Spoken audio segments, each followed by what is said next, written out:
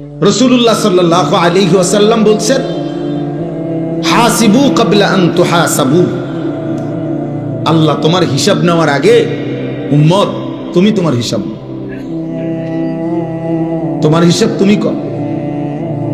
তুমিই তো বুঝো কোনটা হালাল কোনটা হারাম, কোনটা আদেশ কোনটা নিষেধ। আল্লাহর নবী সাল্লাল্লাহু আলাইহি ওয়াসাল্লাম বলছেন, আল হালালু বাইয়িন ওয়াল হারামু বাইয়িন। নবীজি বলছেন, উম্মত আমি হালাল যা স্পষ্ট বলেছি, হারাম যা স্পষ্ট বলেছি। কোন কিছু আমি রাসূল এক বিন্দু অস্পষ্ট অগোছালো আমি রেখে যাইনি। তারাকতুকুম মুহাজ্জাতান বাইদা।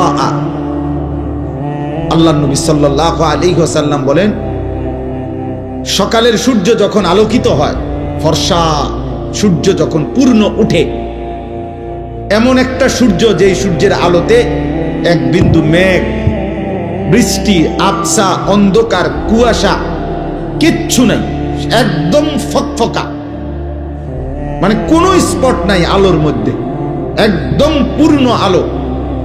আল্লাহর নবী সাল্লাল্লাহু আলাইহি সাল্লাম বলেন, 23 বছরে উম্মত আমি ইসলাম নামে এমন একটা আলোর সামনে তোমাদেরকে রেখে গেলাম,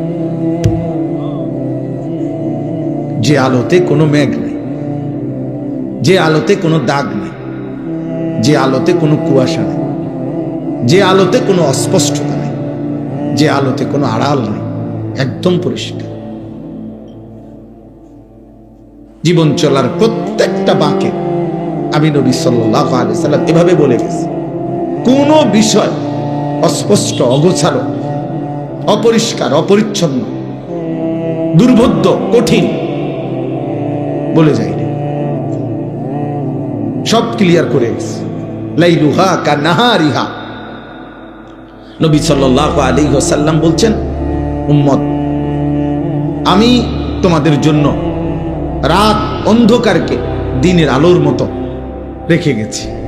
অর্থাৎ গভীর রাতে একাকিত্বে যত রকমের প্রয়োজন মাসআলা হইতে পারে, জরুরত, সব আমি বলে গেছি। মানুষের টয়লেট বাথরুম একাকী বিষয়, টয়লেট বাথরুমের বিষয়টা।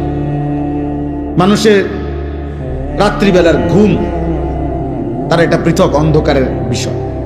মানুষের স্বামী স্ত্রীর সম্পর্ক গোপন বিষয়।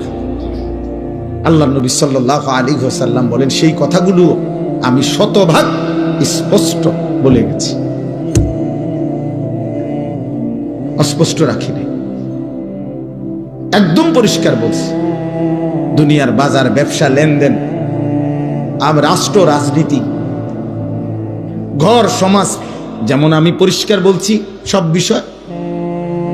একাকী, একান্ত, ব্যক্তিগত, পারিবারিক, স্বামী স্ত্রী, অথবা শুধুই তোমার বিষয়, তাও বলেছি। কোন পাও দিয়া বাথরুমে ঢুকবা, কোন পাও দিয়া বের হবা, বাথরুমে ঢুকে পরনের লুঙ্গি, প্যান্ট, পায়জামা কখন খুলবা, ওইটা পর্যন্ত নবী বলে গেছে।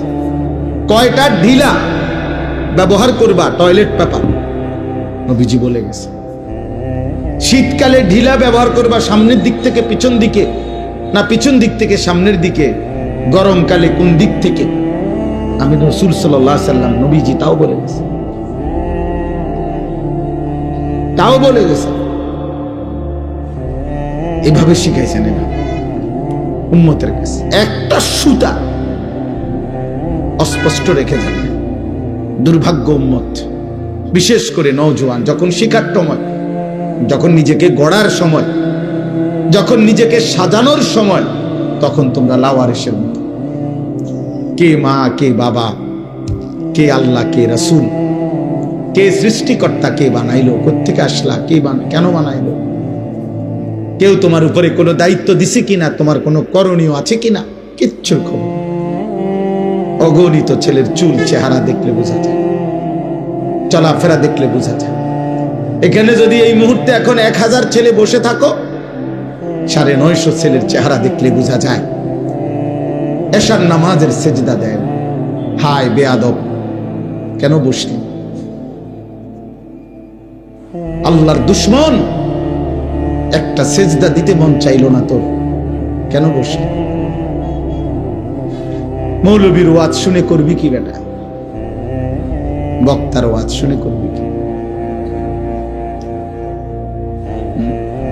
তোমরা তো জানতা আমার ওয়াজ শুনবা, মনে করো কম বেশি প্রস্তুতি ছিল অনেকে, শুনছো মাইকিং হয়তো, তো ঠিকই তো আছে। তো যেহেতু নিয়ত করছিল আল্লাহর কথা শুনবা, তো এশার নামাজ পড়লাম নাকি? এশার নামাজ পড়লাম নাকি? ছি ছি ছি ছি বেটা, তোদের যাদের কপালে এশার নামাজের সেজদা নাই, এক ওয়াক্ত না, থু তোর কপালে বেটা, থু তোর কপালে। যা বেটা তুই বেটা, মন চাইলে উঠে চলে যাবে। নির্লজ্জ, বেহায়া, দুশ্মন, আল্লাহর দুশ্মন বেটা তুই, নবীর দুশ্মন বেটা, মায়ের কলঙ্ক বেটা তুই বাবার অপমান, তুই তোর মায়ের দুধের বেইজ্জতি, মায়ের গর্ভের অপমান বেটা। মুসলমানের সমাজে মুসলমানের কলঙ্ক বেটা তোমরা। তোদের মা তোকে আল্লাহ চিনাইতে পারে নাই, তোদের বাবা তোকে আল্লাহ চিনাইতে পারে নাই, চারিদিকের এত মসজিদ তোদেরকে আল্লাহ চিনাইতে পারে নাই, প্রতি ওয়াক্ত নামাজের আজান তোদেরকে আল্লাহ চিনাইতে পারে নাই, এত মাহফিল তোদেরকে আল্লাহ চিনাইতে পারে নাই, এত আলেম তোদেরকে আল্লাহ চিনাইতে পারে নাই, আল্লাহর কোরআন তোদেরকে মালিক চিনাইতে পারে নাই। মানুষের বাচ্চা হলি কেমনে বেটা?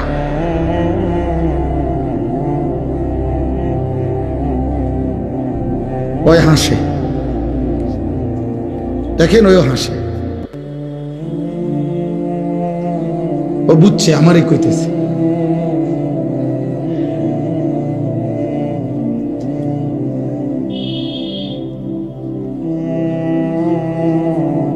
এজন্য লজ্জা থাকলে বেটা, রক্তে যদি মুসলমানের রক্ত থাকে, এখন উঠে গিয়ে নামাজ পড়ে আয় বেটা, যা বেটা।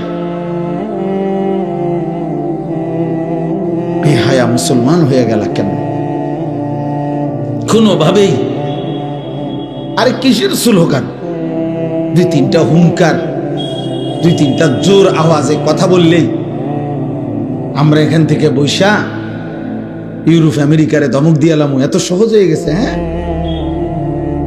নাস্তিক মুরতাদ এত সহজেই বয়ে পড়ে যায়। অথচ তারা বাংলাদেশে যারা ইসলাম বিরোধী, যারা মুরতাদ নাস্তিক, যারা ইউরোপের গোলাম, তারা অল্প বেটা, সংখ্যালঘু, তারা সংখ্যাগরিষ্ঠ আমরা মুসলমান। কিন্তু আমরা তাদেরকে ধর্মবিদ্বেষী বলতে পারলাম না, ওরা আমাদেরকে সংখ্যাগরিষ্ঠ মুসলমানের বাংলাদেশে ওরা আমাদেরকে জঙ্গি বলে চালায় দিল।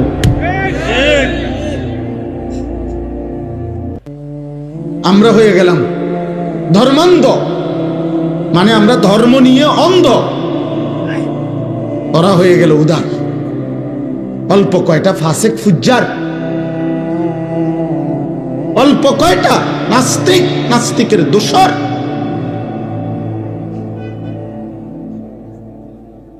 কারণ আমরা তো তোমাদেরকে বুঝাইতে পারলাম না, তোমরা তো আমগরে মনে করছো আমরা যারা হুজুর, আমরা মোল্লা, আমরা এতিমখানায় বড় হয়েছি। তোমরা ভাবছো আমরা এতিম বাচ্চা, আমরা ভিক্ষা করে খাই। তোমরা ভাবছো আমরা সমাজের অবহেলিত, এই জন্য বেঈমান আমাদেরকে উপহাস করে, বেঈমান আমাদেরকে নিয়ে তামাশা করে। সংখ্যাগরিষ্ঠ মুসলমানের বাংলাদেশে আমরা কোরআনের আলোকে নারীর অধিকার বুঝাইতে পারলাম না, আর বেঈমান মুশরিক এবং মুশরিকের অনুসারীরা সংখ্যাগরিষ্ঠ মুসলমানের বাংলাদেশে কোরআনুল কারীমের মধ্যে নারীর অধিকার সংরক্ষিত হয় নাই, এই কথার স্পষ্ট বক্তব্য এই 5ই আগস্টের পরেও এই বাংলাদেশে দিয়েছে।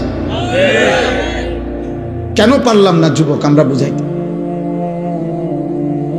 আমরা ব্যর্থ হলাম কেন?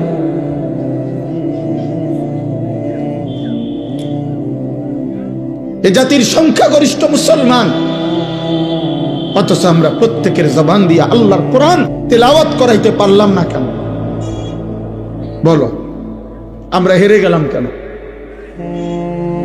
তোমরা বলো, এখানে যারা বসছো তোমরা তো সবাই আলহামদুলিল্লাহ মুসলমান আব্বা, কিন্তু এখানে তোমরা দাঁড়ায়া বলো, এক পাশে দাঁড়ায়, যে তোমরা আল্লাহর কোরআন পড়তে পারো না। দেখে দেখেও শুদ্ধ কোরআন শরীফ পড়তে পারবে না একটা পৃষ্ঠা। এই পরিমাণ মানুষের, মুসলমানের সংখ্যা এই মুহূর্তে এখানে বেশি নাকি কম? তোমাদের বিবেক তোমরা দেখা বলো। তাইলে বলো বাস, আমরা হেরে গেলাম কেন? আমরা ব্যর্থ হয়ে গেলাম কেন?